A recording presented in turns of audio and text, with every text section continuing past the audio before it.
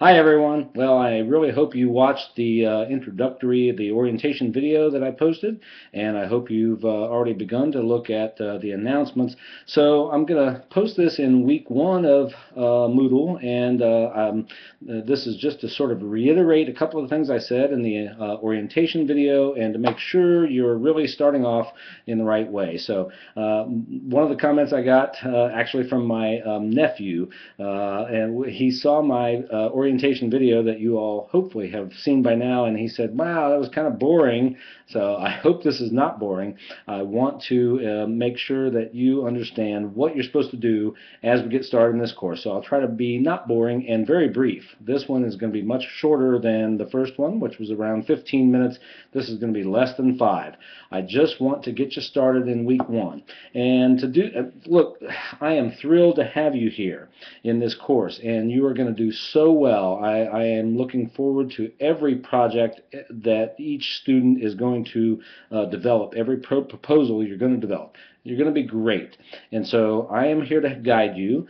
Each one of you will have a faculty member. There are 10 faculty for 50 students, and that doesn't count me. So each one of you, you'll have a 1-to-5 ratio, and your faculty member is going to help you with all of the intricacies of developing a project proposal. However, I just want you to know I'm here, and I will be checking in on Moodle, checking in on discussions, making comments to you, and you can always email me and ask me questions or ask for help through me. Cyber Cafe is your best place to ask questions that you think other people might want to ask or need to know as well. So you ask a question in Cyber Cafe, and that way other people can see it. Actually, sometimes the other students answer your question even before myself or other faculty can get to it. So just want to make that clear. All right, so you're in the first 2 weeks, and in Moodle I have weeks separated 1, 2, 3, 4, 5, all the way down through, so I have it separated week by week. However, in my course you really have 2-week modules, so that's why you'll see sometimes that the second module, the second week of a 2-week module, it says, oh, just look at the first week. That's because I want you to have 2 weeks at a time to do things. So, but on the other hand, in Moodle, we try to put everything very consistently. Hopefully, your other courses are doing this so that you have things week by week.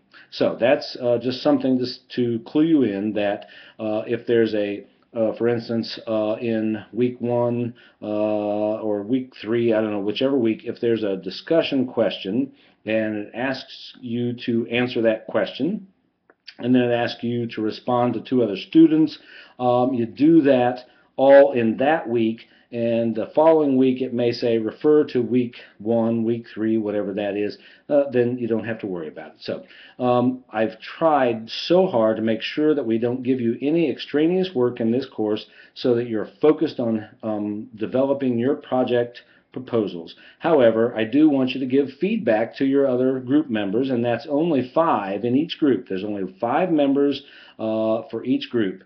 And so make sure, here's the biggest point I want you to get right now, is that in Moodle, under all weeks, under announcements, there's a place where it says groups, and I want you to be sure and go and look at that and find your name, and then make sure what group you're in. So every student is in a group, and the groups are by faculty member names. And so we have Dr. Elena Mella, we have Dr. Debbie Bryant, we have, I'm trying to think of everyone, I hope I get them all here, but you'll see them in the groups. We have people like Miss Heather Craven, who's almost a doctor. She's almost done with her PhD program, and she will be Dr. Craven eventually. We have people like Dr. Dan Gracie, oh, excuse me, Dr. Claire de Cristofaro, who is awesome, and many of you know Dr. D from other courses in advanced pathophysiology. So I don't have all those names right in front of me right now, and I want to make this really brief. So anyways, bottom line is find your group. That's one of the first things you have to do. Find what group you're in. I've tried to group you in categories in ways that make sense for the faculty member. In other words, people in Dr. Dan Gracie's group, Several of you are working in PICU, and Dr. Gracie has experience having worked in PICU.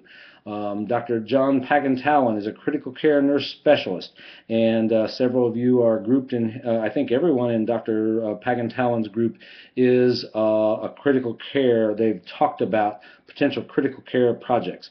So what I've tried to do is look at particularly those of you who had were in the NRDNP 858 course just this past semester.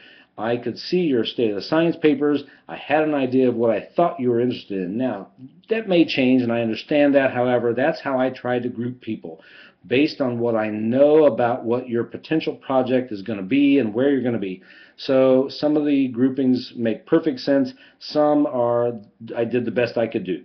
However, I can guarantee you that every faculty member in this course is going to help you be successful, and I'm going to help you be successful because look, I want to have 50. We have 50 students in this. I want 50 fabulous project proposals when you come to campus in April, which you're going to do. And the goal of this course is to get you ready to come here and to present your project proposal for approval by the faculty. I want you to be successful. I don't want to have students that come to campus or can't come to campus because they're not ready to present because they don't have a good proposal. We want all of you to be successful. We're all here to help you. So I'm already over my time that I wanted to be, which I wanted to be under 5 minutes. So talking a lot, but just want to let you know that the first thing you need to do is check in, figure out what group you're in, figure out who your faculty member is that's going to be working with you, because each of you has one faculty member that's going to be working directly with you, but I'm always available and going to be checking into everything. So that's the first thing. Then one other thing that's really important is to make sure that you read the modules. Believe me, in past semesters I have looked, I can follow. I guarantee you, see, I can look into Moodle and I can see who's checked into what, who's looked at what in Moodle. And I've gone in and I've seen that students didn't even read like Module 1. When I have a document that says Module 1, you have to read that. Module 2, Module 3, you have to read those because they give you specific information about what you're supposed to do those 2 weeks and what we expect from you. So please make sure you look at those things. You don't have to read every article that I've posted, every other resource, but the modules are vital. And the other thing that's really vital is I've given you exemplars. Those are examples. That's what that means. These are successful projects that I want you to look at. And man, if you model your project after those examples, you're going to be great. So we want you to be great. I'm here to help you succeed, but you have to do the work. We can't do the work for you. If you spend 2 or 3 weeks and you don't even check into Moodle, I'll know that. And I'm going to tell you, you're in jeopardy of failing this course if you don't check into Moodle, if you don't do what you're supposed to do. I've designed this so that your discussion questions, the answers you give, are all related to your project proposal.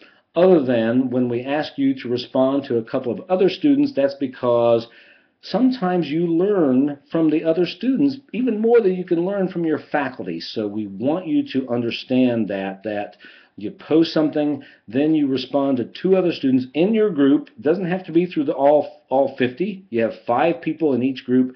You just respond to people in your group and give them some feedback and try to help them. If you really read what they're saying, many of you, we've found in past semesters, many of you find ways to help your fellow students. All right, that's all I'm going to say for now. So I just want you to get started really quickly. Believe me, this time is going to go so fast, and you have to get started quickly. You have to read the modules, you have to pay attention to what your questions are, and you have to focus on talking to your faculty about where you are. Many of you are well on the way to what you want to do, but I know that some people are not quite there. You've had struggles. You're not sure what your project is. That's okay, but we have to solve those problems very quickly for you because you only have about 13 weeks until you have to come to campus and propose. So we're here to help you be successful. I am so thrilled to have you in our course, and I know I get so excited about helping you learn how to develop a evidence-based quality improvement practice project proposal. So that's what we're here to do. Thanks for listening. See you soon.